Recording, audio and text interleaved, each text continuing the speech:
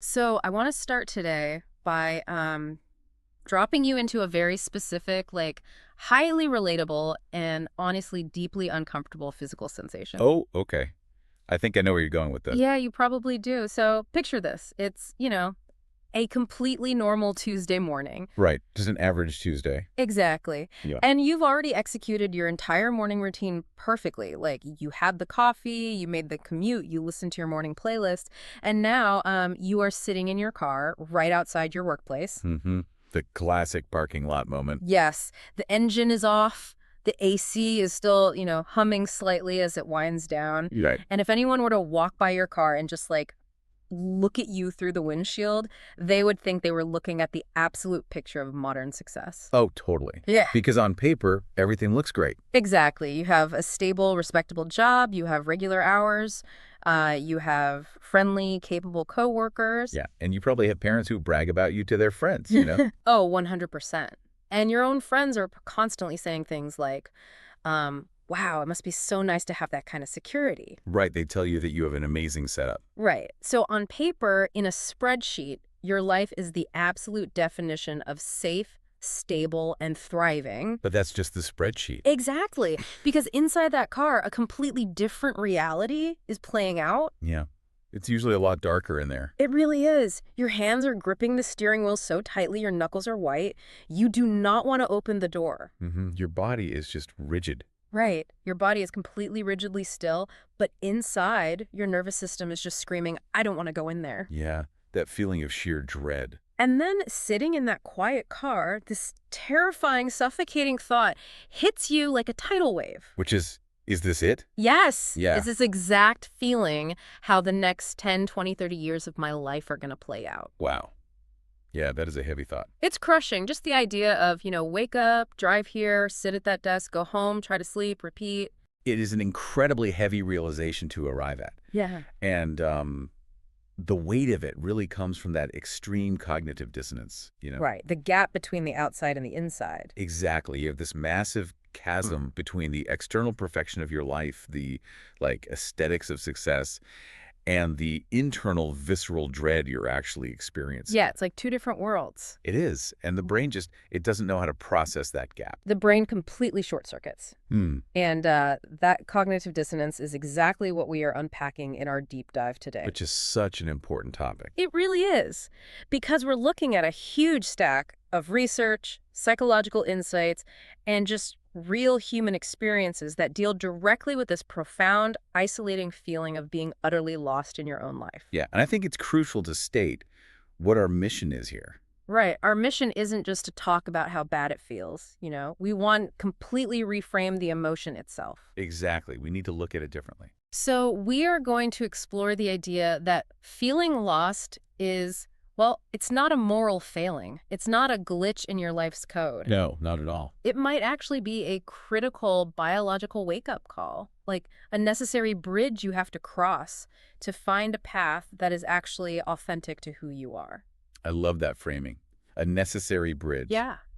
So if you're listening to this deep dive right now while you're out walking the dog, or maybe you're lying on your bed staring at the ceiling fan. Or maybe you're literally the person sitting in that car. Exactly. If you're feeling like your feet are moving every day, but your heart has absolutely no idea where it's going, we see you.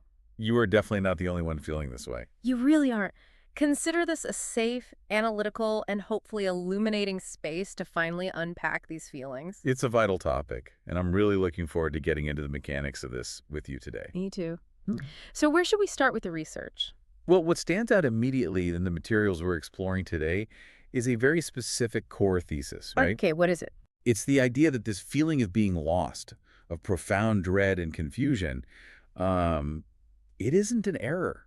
Right. Not a glitch. Exactly. It's actually a feature of the human operating system. A feature. That's a bold claim. It is, but it makes sense. It is a highly calibrated internal alarm mechanism that is literally demanding you stop living your life on autopilot. Wow. So it's trying to help you. Precisely. When you feel that dread in the car, your psychological and physiological systems are actually working perfectly.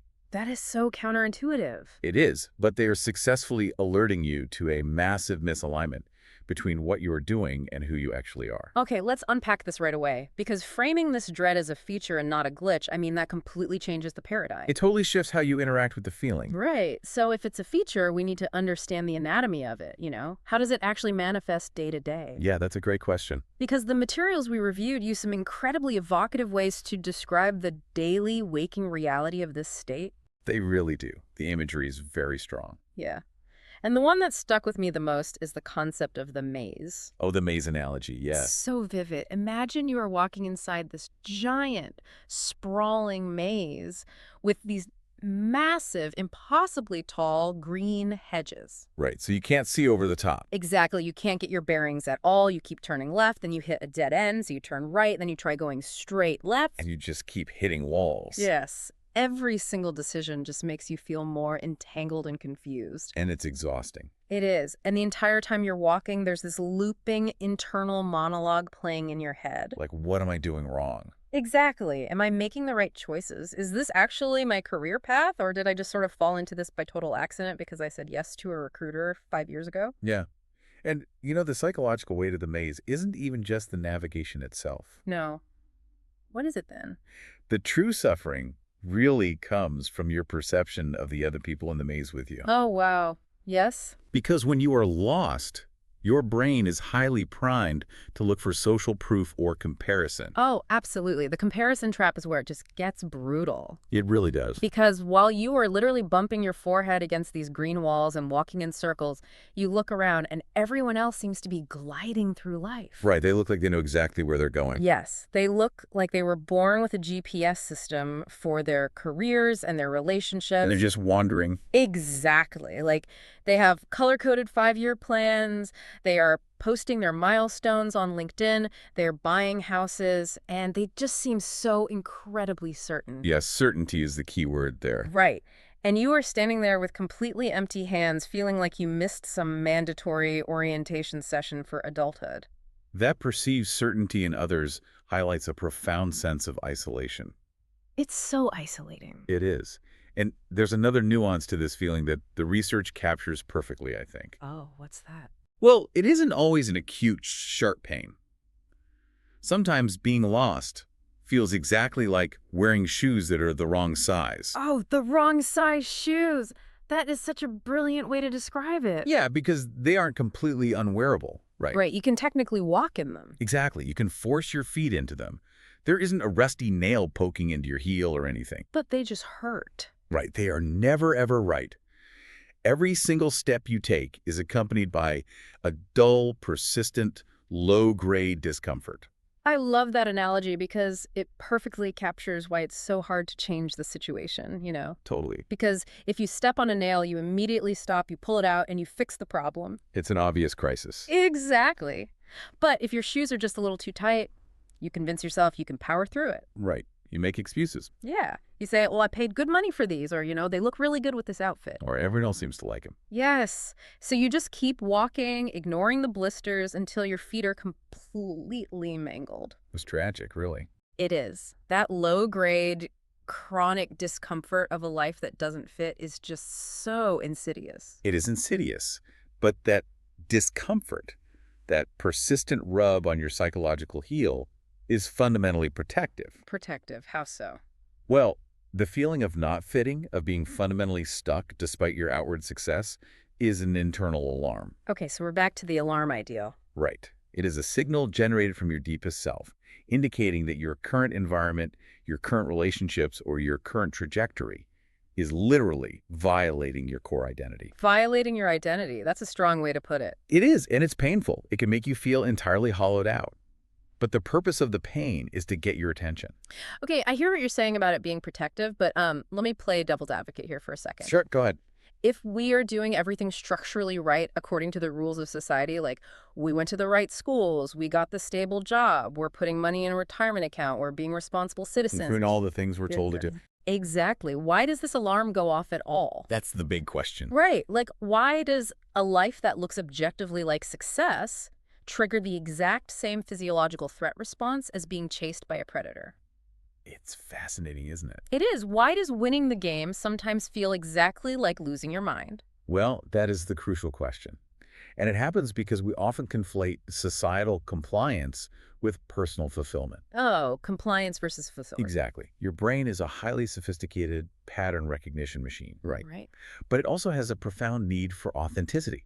When your external success, the money, the title, the approval, doesn't align with your internal intrinsic values, Mm. your brain recognizes the incongruence. It sees the gap. It does. Okay. Clarity actually begins in the exact moment you finally stop moving on that treadmill of compliance and ask, is this really my life? Wow. Is this really my life? Right. The alarm goes off precisely because your external reality is a fiction to your internal self. A fiction that hits hard. It's meant to. The pain of that realization is necessary because it forces you to halt. It breaks the momentum of the autopilot. Okay, so it forces a stop. Yes, it forces you to realize that you aren't just on a moving walkway heading inevitably toward retirement. Right. You have choices. Exactly. You are at a crossroads, Yeah. and you had the agency to make different choices. The pain breaks the autopilot. That is a massive paradigm shift. It really changes how you view your own suffering. It totally does.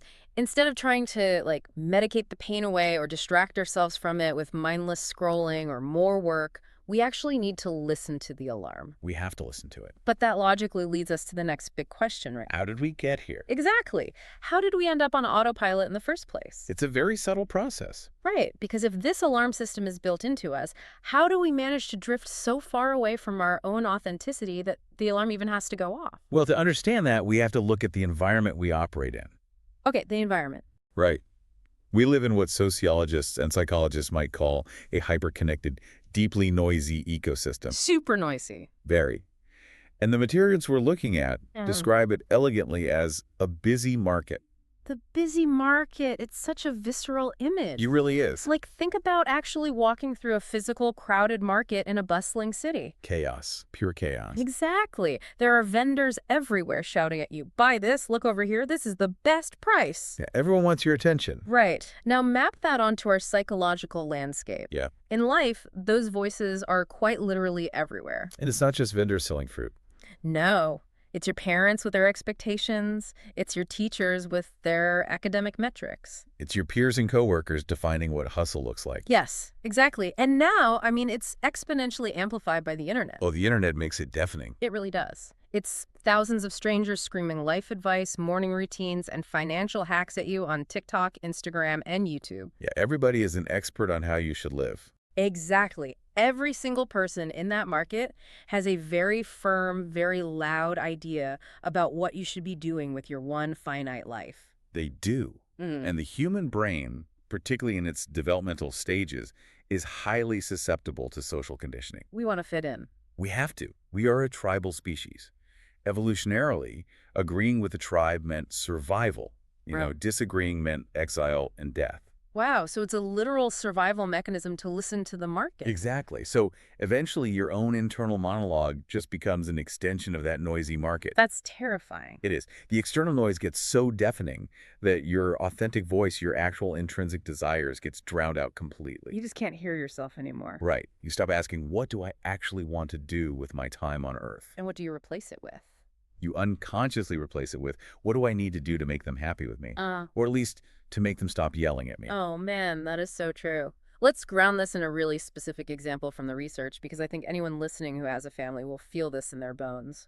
Oh, the WhatsApp group. Yes. Let's talk about the family WhatsApp group. It's the perfect micro example of the busy market. It totally is. So imagine you're in your early 20s, you've just finished your degree, or maybe you're at a transition point in your career. A vulnerable time. Very vulnerable. And suddenly your phone starts vibrating off the table. The family group chat is just going off. Ding, ding, ding. Exactly. And every single aunt, uncle, and second cousin has a highly rigid, unsolicited master plan for your existence. They all know exactly what you should do. Right. So one uncle types, you absolutely need to go into medicine. It's a safe career. People always get sick. Very practical. Sure. But then a few minutes later, an aunt replies, no, medicine is too stressful now. Become an engineer. Tech is the future. Conflicting advice already. Always. Hmm. Then your dad's friend chimes in, forget all that, go into finance. That's where the real money is, and you need to build wealth. Ah, the wealth argument. Right. And you are just sitting there staring at this glowing rectangle in your hand, realizing something incredibly profound and honestly incredibly depressing. which is that they aren't really talking to you. Exactly. Not a single person in this chat has asked what you actually enjoy doing. It's the ultimate tragedy of the busy market, really. It is. Everyone is incredibly eager to talk about your life, right? To project their own unfulfilled ambitions or their own anxieties about safety onto you. Right, it's about their anxiety, not yours. Exactly. But nobody is actually holding space to listen to your reality. Nobody is asking questions. No, they're offering prescriptions without ever doing a diagnosis. Wow. Prescriptions without diagnosis, that's malpractice. It really is, psychologically speaking. And to counter that overwhelming noise, we have to talk about intrinsic navigation. Okay, intrinsic navigation, what does that mean? It's what we might call the internal compass. Right. And we're not talking about a magnetic tool you take hiking, right? No, no, not a literal compass. We're talking about a deeply ingrained somatic intuition, like it's your gut feeling. Yes, your body knows. It really does. It's the physical expansion you feel in your chest when you are doing something you love versus the physical contraction and tension you feel when you are forcing yourself through something you hate. That physical sensation is key. It is. This inner compass points relentlessly toward your true values. Mm-hmm. And those values are highly individualized, right? Like for one person, the needle points toward extreme creative expression. And for another, it points toward a deep need for autonomy and freedom. Exactly. For someone else, it might point toward building a tight-knit family or a life dedicated entirely to public service. But the danger, and this is where the physics of life choices becomes deeply unforgiving, honestly, is the math of drifting. The math of drifting. Explain that. Well, when you are standing in that noisy market, feeling the pressure of the WhatsApp group, it is incredibly tempting to compromise. Just a little bit, right. Right. You tell yourself, I'll just turn my compass a few degrees. Just a tiny adjustment. Yeah. You say, I'll just take this one corporate job to appease my parents, or I'll just study this one subject because my friends think it's impressive. It seems harmless at the time. It does. A shift of a few degrees seems entirely inconsequential in the moment. But compound interest applies to our choices, doesn't it? It absolutely does. Like if you start walking and you're just 3 degrees off your true north, after a mile, you're a little bit off. But you can still see the path. Right. But if you keep walking for 10 years... You're in a completely different landscape. Exactly. You wake up one morning in your 30s or 40s, you look around the landscape of your life and you realize you are thousands of miles away from the person you actually wanted to be. It's a terrifying realization. It is. You look at your house, your spouse, your job, and this chilling question just echoes in your head. Hold on. Whose dream am I living right now? Yes. Because I don't think it's mine. And what is truly fascinating about the sociology of this drift is that it almost universally leads people directly into what society labels the safe path. The safe path. Yeah. The drift doesn't usually take you into radical rebellion. It takes you into profound conformity. Oh, let's talk about the safe path because it is the ultimate psychological trap. It's a velvet rut. Velvet rut, yes. Because the safe path is the one that looks completely flawless on social media. Right. Lots of likes. Exactly. It sounds incredibly impressive when you're giving your elevator pitch at a dinner party or like a high school reunion. Oh, people love to hear about the safe path. They eat it up. But when the party is over and you are driving home alone, sitting in silence with your own thoughts, the safe path feels like you are carrying a boulder on your chest. It does. The quintessential example of this is the pursuit of a prestigious university degree or a high-status professional track, Like law or medicine or elite finance. Exactly. But doing it when the motivation isn't intrinsic? Right, you're doing it for the market. Yeah. You choose the major or the career, not because you find the actual daily work fascinating, but because the title acts as a shield against criticism. A shield. That makes so much sense. It's armor. When you tell people what you do, they instantly validate you. They smile, they nod, they say, wow, that's impressive. Right. They tell you that you are set for life. You are outsourcing your self-esteem to the busy market. Man, outsourcing your self-esteem, but the internal reality of that choice is bleak. It's incredibly empty. It is. Inside, you feel like a highly functioning automaton, Just going through the motions? Exactly. You show up to the lectures, you memorize the case studies, you pass the grueling exams, but there's absolutely zero spark in your eyes. The lights are on, but nobody's home. Exactly. You are executing a program, but you aren't alive in the process. And the ultimate irony comes at the end, doesn't it? No, when you finally cross the finish line. Yeah, Yeah. you get the expensive piece of paper, you get the title on your office door, but the passion and fulfillment that everyone promised would be waiting for you at the finish line. It's just not there. It's completely absent. You are left holding a degree, a massive amount of confusion, and this quiet, heavy, paralyzing regret. You followed all the rules, and you still lost the game. You still lost the game. Wow. So we've painted a pretty bleak, but hopefully validating picture of how we get here, right? I think so, yes. The question for you, the listener, right now is, how do you actually diagnose your own life? Right. Where do you start? Exactly. How do you figure out if the path you are currently walking is guided by your true inner compass, or if you are just blindly taking orders from the vendors in the busy market? Well, there is a remarkably sharp, penetrating diagnostic question in the research to help cut through that noise. Oh, hit me with it. To figure out where you stand, you have to find a moment of absolute stillness, strip away all rationalizations, and ask yourself this single question. Am I doing this because I truly want to, or because I think I'm supposed to? Am I doing this because I truly want to, or because I think I'm supposed to? Yeah, That is a terrifying question to ask. it really is. Because the moment you ask it and the moment you answer it honestly, you can't unknow the truth. The illusion is broken. Exactly. If you realize you've been living in the supposed to category for the last decade, it shatters the illusion. It does. You finally turn down the volume of the busy market and you are left with your own authentic voice. Which is great, but But, and here is where the real work begins, you are also left standing on the edge of a massive, echoing void. the void is scary. It's so scary. You know what you don't want anymore, but you have no idea what you do want. Exactly. Which brings us to one of the most difficult psychological hurdles, right? How we navigate uncertainty. Yes, exactly.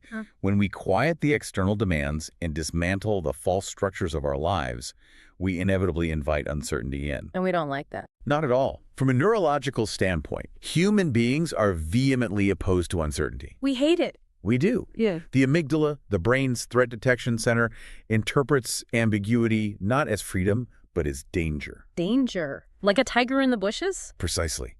If our ancestors didn't know what was rustling in the bushes, assuming it was a predator and kept them alive, we are hardwired to crave predictability. We really are. We are obsessed with control. Oh, completely. Like, we love our rigid 5-year plans. We adore our meticulously color-coded Google calendars, our perfectly optimized morning routines, and, you know, the dopamine hit of checking a box on a to-do list. It feels so good to check the box. It does. It creates this beautiful, comforting illusion of safety. It is an illusion. Right. And take all that away, and our brains basically initiate a full system panic. It's a complete meltdown. It's like, think about how you feel when your internet drops out right in the middle of streaming a movie. Oh, you mean the infinite loading wheel? Yes. The infinite loading wheel. You are completely invested in the story. And suddenly the screen freezes and that little circle just starts spinning and spinning. It's infuriating. It really is. You immediately feel this spike of irrational impatience and agitation. You want to throw the router out the window. You feel so powerless. Exactly. That spinning wheel of doom is exactly what existential uncertainty feels like. That's a great comparison. Right. Yeah. Because you have paused the old life. You've quit the job or ended the relationship or admitted you're on the wrong path, but the new life hasn't loaded yet. You're just buffering. Yes. Nothing is clear. You are just suspended in the buffering zone. But this is where we need to introduce a profound cognitive reframe, I think. Okay, what's the reframe? Well, what if the buffering zone? What if uncertainty itself is not the enemy? Our biology tricks us into believing it is. What if it's not the enemy? Right. What if this open, terrifying feeling is actually the prerequisite for any genuine transformation? Yeah, okay, I'm listening. We can reframe this void as an empty room. An empty room. Yeah. Think about it. When you first move into a new house and step into a completely empty room, it feels strange, right? Yeah, it echoes. It feels weird. Exactly. The acoustics are harsh, it feels cold, and it lacks comfort. But an empty room is also the ultimate space of agency. Agency. Yes. Because it is empty, you finally get to decide, consciously and deliberately, exactly what furniture you want to carry into it. Oh, I love the idea of intentionality there. Right. You aren't just stuck with whatever was left behind. Exactly.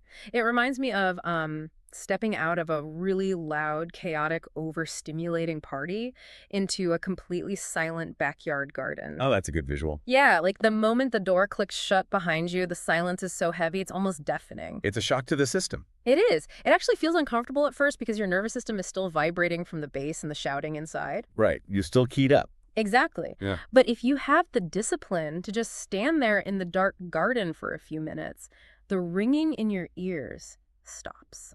Your nervous system downregulates, and for the first time all night, you can finally hear the sound of your own breathing. That downregulation is absolutely essential. And this brings us to a real-world application of this concept. Okay, what's that? The extraordinary, though counterintuitive, power of having no plan B. No plan B. Society hates that. Oh, society tells us to never leap without a net. Right. Never leave a job unless you have a signed offer letter for the next one. Exactly. But sometimes the internal alarm is ringing so loudly that you have to leave simply because of the heavy, undeniable conviction of, I absolutely cannot stay here for one more day. Which, to the busy market, looks like sheer lunacy. It looks crazy. It does. If you do that, your friends and family are going to swarm you. They'll panic for you. Exactly. They'll say, are you having a breakdown? This is wildly reckless. You're throwing away your pension, your security. You don't even know what you're doing next. And they are reacting from their own amygdala-driven fear of uncertainty. They're projecting their own fear. Totally.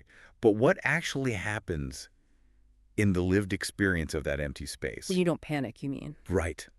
When you don't immediately rush to pacify the market by grabbing the very next supposed plan, you give yourself the gift of a sensory reset. A sensory reset. I like that. Yeah.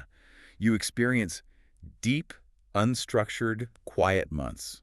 You might spend time just walking aimlessly. You read the books that have been collecting dust on your nightstand. You just let yourself exist. Exactly. You start noticing the architecture in your neighborhood. You run tiny, low-stakes experiments. Like what? You might take a pottery class or start writing or honestly just sleep for a week. Which you probably need. You definitely do.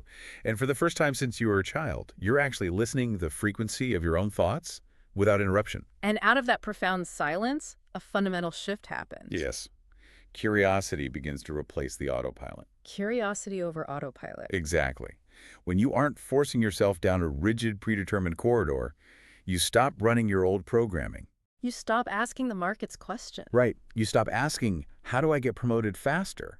And you start asking much better, deeper questions. Like, what kind of work actually gives me energy instead of draining it? Exactly. And this new direction, this new life, it doesn't just strike you like a lightning bolt from the heavens. It's not a movie. No.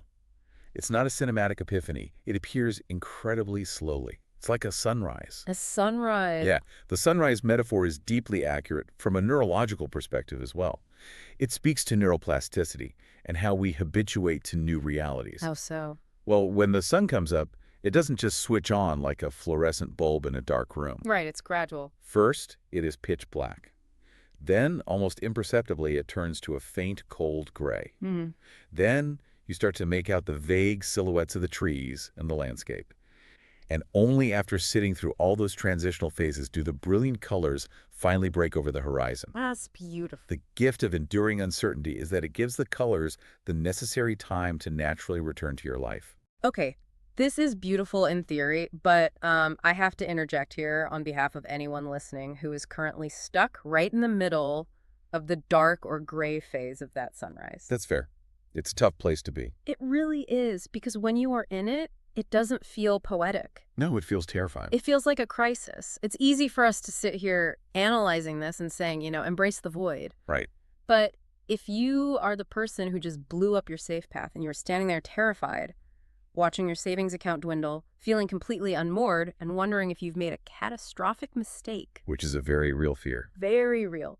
How do you actually survive the empty room? How do you prevent yourself from panicking and just running right back into the screaming market just to feel safe again? That is the ultimate tension of personal growth. It is. To survive that terror without retreating, we have to utilize the metaphor of the bridge. Okay, the bridge. When you are feeling unsure, when the panic sets in, you have to remind yourself that this terror is not empirical proof that you have failed.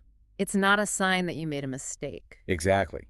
It is not a sign that you made the wrong choice. It is simply the natural, biological feeling of standing on a bridge. Standing on a bridge over what?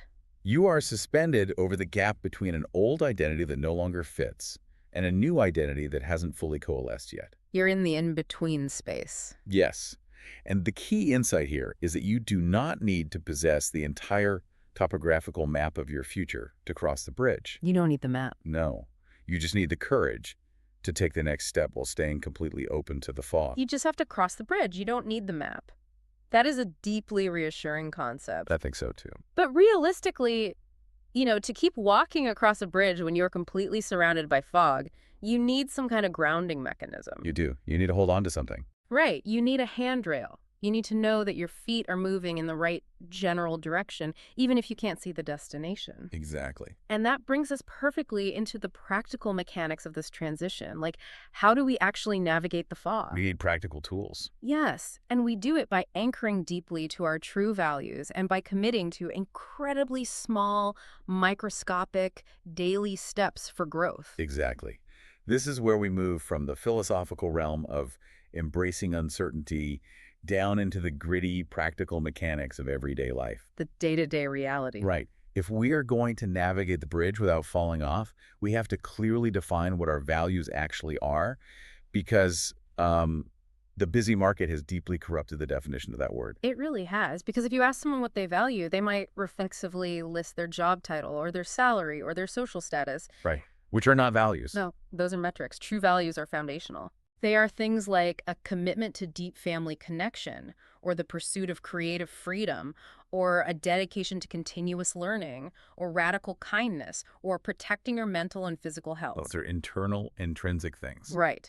And there is a phenomenal diagnostic question in the research to help strip away the fake values and find the real ones. It's a great question. It is. If everything I have completely disappears tomorrow, if I lose the job, the money, the status, what is the core thing I still want to fiercely protect?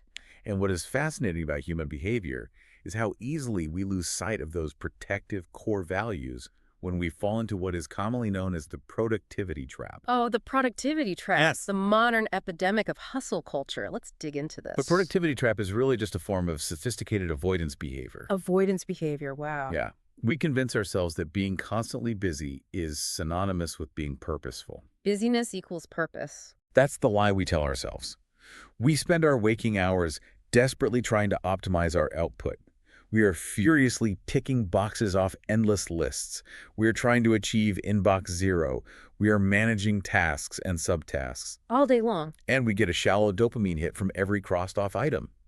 But in doing so, we methodically strip away all the unstructured time required for actual life-giving, value-aligned activities. We basically weaponize our calendars against ourselves. We really do. We walk around saying, oh, I'm so slammed, I have absolutely no time. A badge of honor. Right. We have no time to sit and write in a journal. We have no time to take a long, meandering walk through the woods with a close friend. No time to just be. Exactly. We have no time to just sit on a porch and have a slow, deep conversation that goes nowhere in particular. Which are the things that actually matter. Yes. The very activities that actually replenish our energy and make us feel human get pushed completely off the schedule because they don't produce a measurable ROI. And the devastating result of that. You end up with a flawlessly executed, completely full schedule, but a fundamentally empty heart. It's true. You've efficiently managed your time right out of a meaningful existence. Precisely. You become highly efficient at the wrong things. Yeah. And when you realize this, the antidote is not to suddenly swing to the opposite extreme. Right. You don't need to quit everything today. No, you don't need to blow up your life, move to a cabin in the woods, and completely reinvent yourself overnight. Which is exhausting just to think about. It is. The most sustainable solution actually revolves around the science of micro goals, or baby steps. This is where the rubber meets the road, and I am absolutely obsessed with the psychology of micro goals. They are incredibly effective. Because when you are in the depths of feeling lost, when executive dysfunction is high and your brain is overwhelmed, the idea of setting a 5-year goal or a New Year's resolution is actually laughable. It's offensive to your nervous system. It really is. You can barely see 5 hours ahead, let alone 5 years. Right. So the concept of micro goals introduces these tiny, almost embarrassingly small wins that build the actual foundation for growth. They have to be small. Extremely small. We're talking about goals that are so small it is mathematically impossible to fail at them. Exactly. If you want to be a writer, the goal isn't to write a chapter. It's to write one single sentence today. Right. If you want to get healthy, it isn't running a marathon. It's putting on your shoes and stepping outside the door for a 10-minute walk. Just one microscopic action. There's an incredible example of this in the literature regarding deep depression or profound burnout. Oh, what is it? The only stated goal for an entire 24-hour period was simply to get out of bed and drink one single glass of water. Okay, I have to challenge that because the skeptical part of my brain is screaming right now. I get that. Getting out of bed to drink a single glass of water sounds, frankly, too small to matter. It sounds trivial. It does. When you are deeply existentially lost, when your career feels like a smoldering crater, and you are questioning the foundational choices of your adult life, does a glass of water really count as progress? Yes. Yes, it does. Isn't that just patronizing ourselves? It is not patronizing at all. It counts profoundly, and here is the exact neurological reason why. Okay, Kilby. Because it provides a tiny, undeniable, empirical sense of agency. Agency. Right. When you are lost, you feel entirely powerless. Accomplishing an absurdly small goal proves to your brain that you can still affect change in your environment. Ah, it proves you still have control. Exactly. And that progress, even if it is measured in millimeters, initiates momentum. Momentum, the invisible force multiplier. Yes. Think about the physics of riding a bicycle. Okay. The absolute hardest part of riding a bike is the very first push of the pedal from a dead stop. Right. It takes so much effort. It takes the most energy. But once the wheels are turning, momentum is the physical force that keeps the bike moving forward with a fraction of the effort. We often harbor this deeply flawed, toxic expectation that life change should operate like an elevator. An elevator. Yeah, you just press a button for the floor you want, the doors close, and you go straight up, effortlessly. But it's not like that. I know. Authentic, lasting behavioral change is like taking the stairs. It is small, deliberate steps, one painful movement at a time. Right. It is laying down one single, boring brick every single day to eventually build a structurally sound house.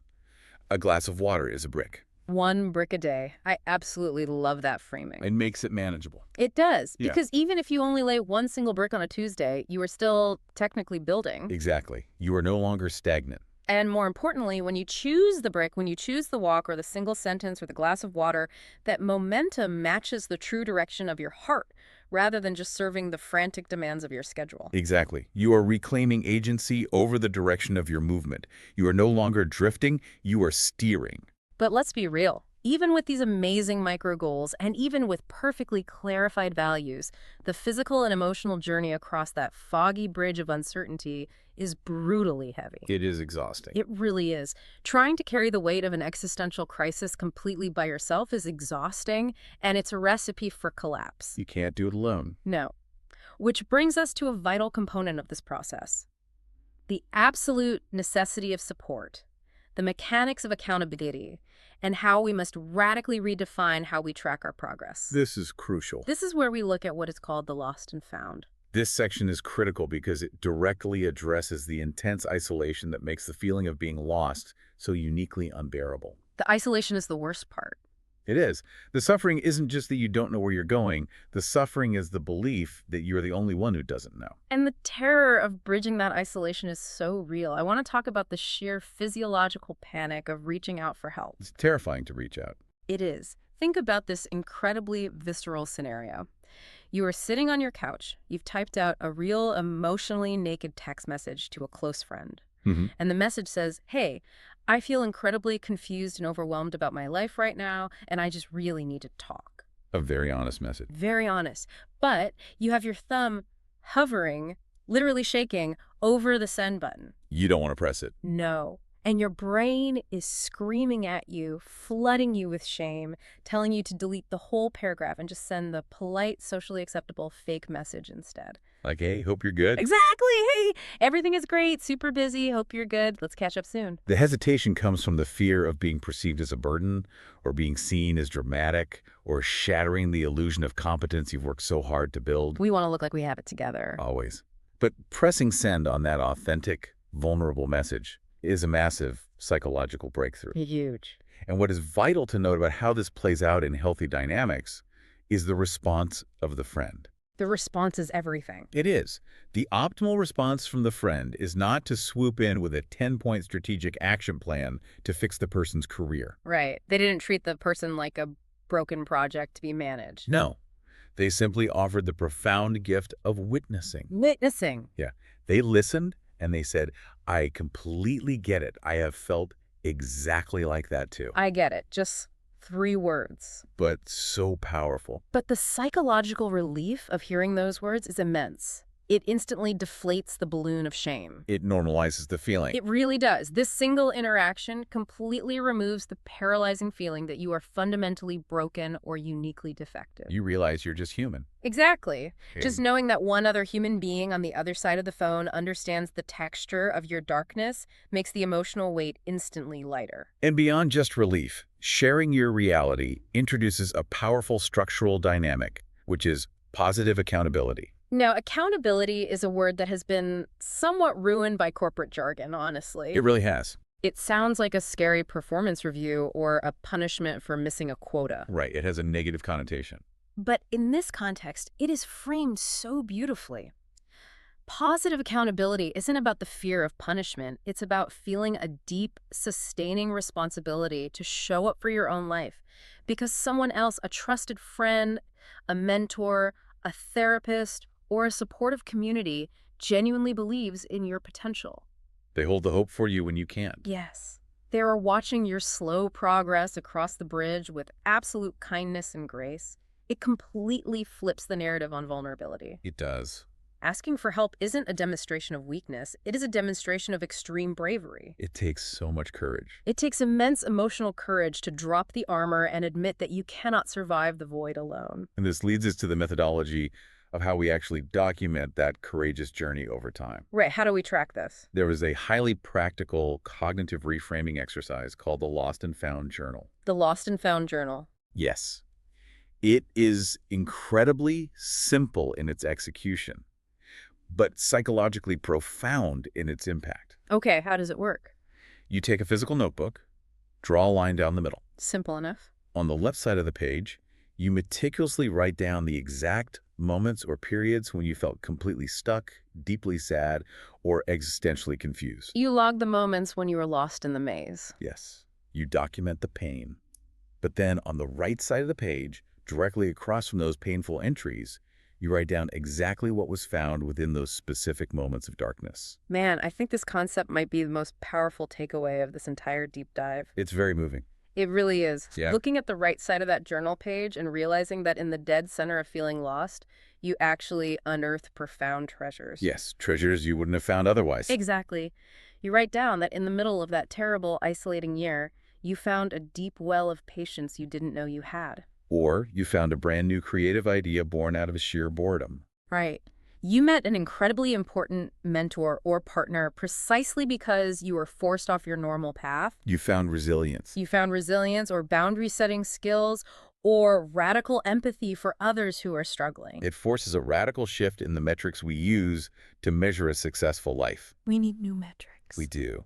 We have been conditioned by the busy market to have a very bad habit of only celebrating massive, highly visible external fireworks. But the fireworks, yeah. We throw parties for passing major board exams, for landing C-suite jobs, for buying a house, or moving to a new country. But we miss the small stuff. Exactly.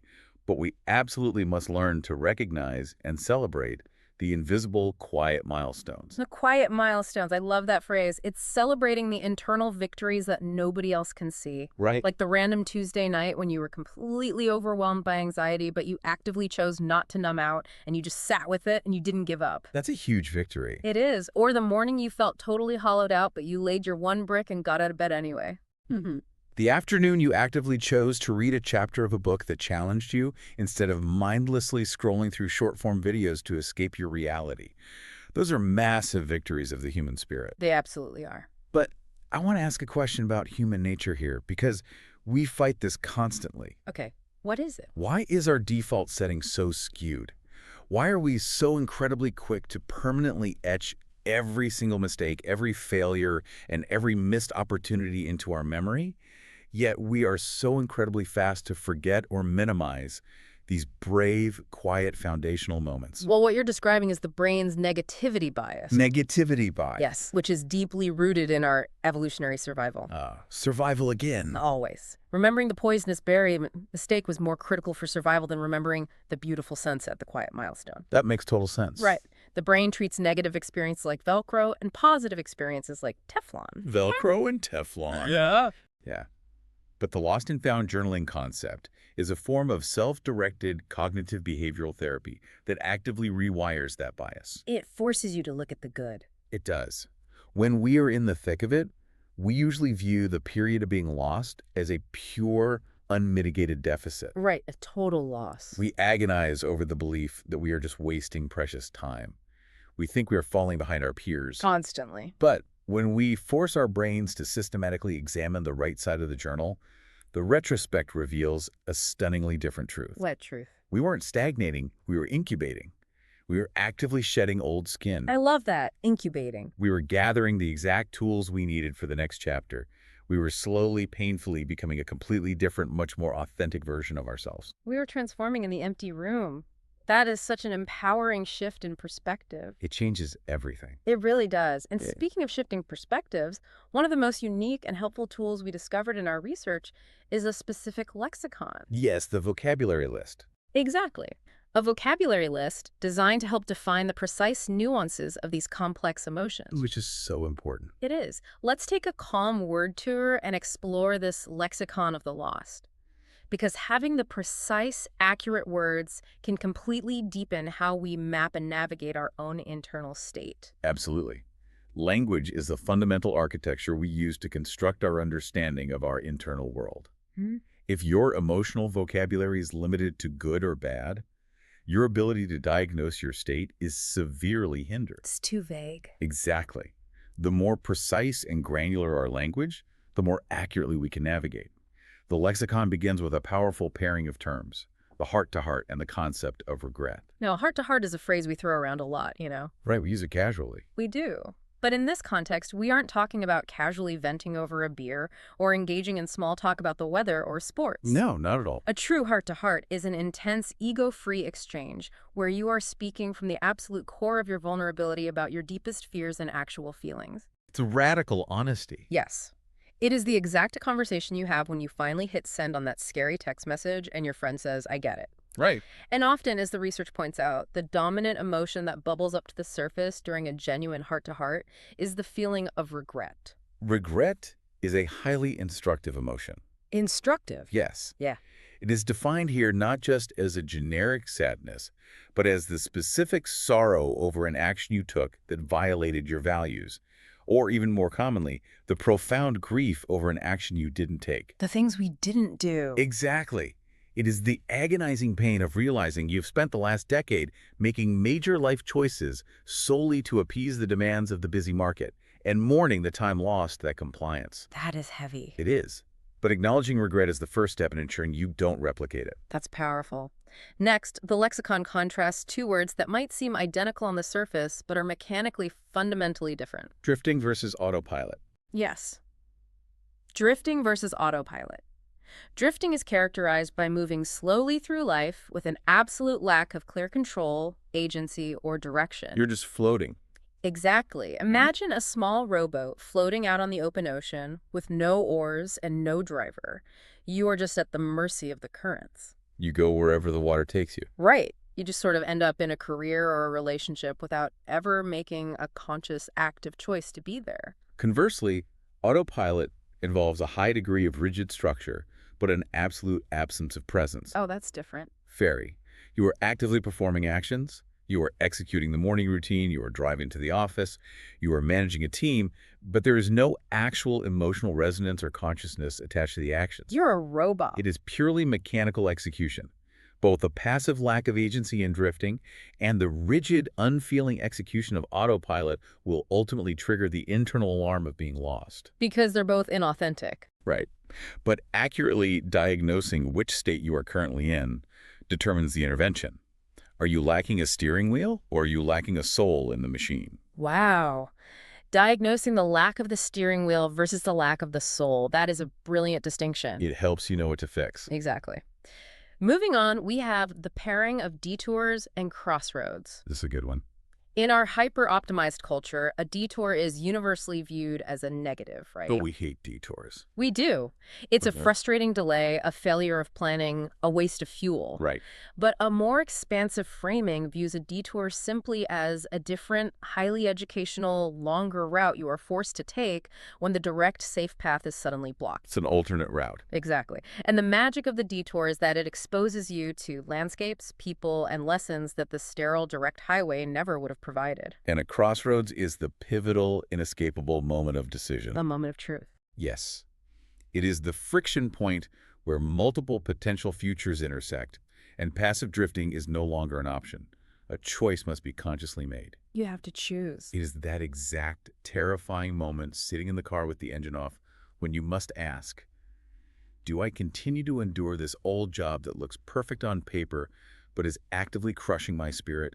Or do I open the car door, walk away, and step into the terrifying fog of the new? Finally, we end this word tour on a deeply hopeful physiological note. Yes, the breakthrough. We link the psychological concept of a breakthrough with the physical sensation of goosebumps. I love this pairing. It's great. A breakthrough is that sudden, massive leap in clarity and progress that almost magically occurs, but only after a very long, grueling period of invisible struggling and laying single bricks. It feels sudden, but it's not. Exactly. It is the momentum of all those tiny micro goals finally reaches a critical mass and compounds into visible change. In Goosebumps, that involuntary piloerection, the sudden rush of chills across your skin, is the physiological manifestation of a profound emotional resonance. Your body reacting. Yes, it is your biology reacting to a moment of deep awe, deep inspiration, or the sudden, thrilling bodily recognition that you have finally, at long last, reconnected with the true magnetic north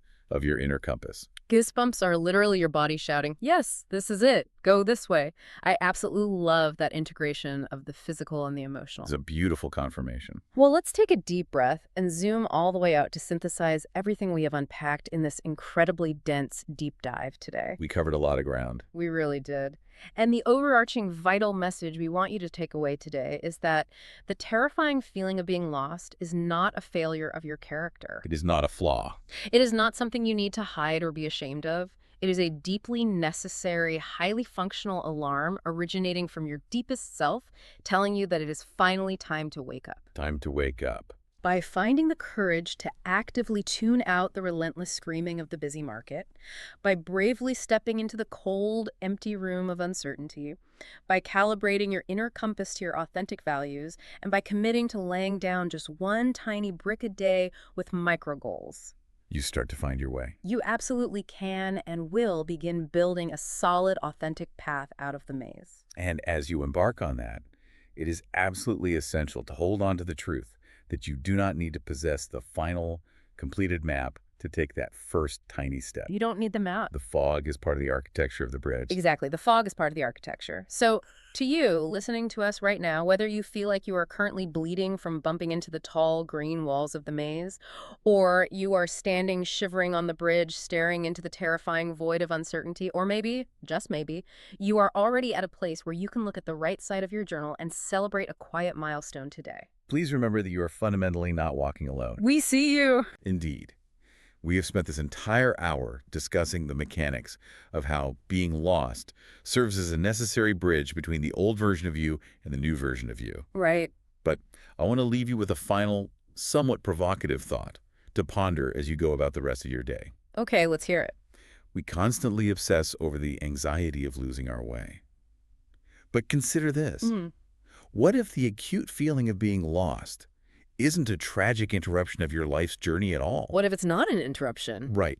What if you had to lose the map completely because the map you had been diligently following for years actually belonged to someone else? Wow. Perhaps getting profoundly, painfully lost is the only mechanism the universe has left to force you to finally stop following orders, sit down in the dirt, and draw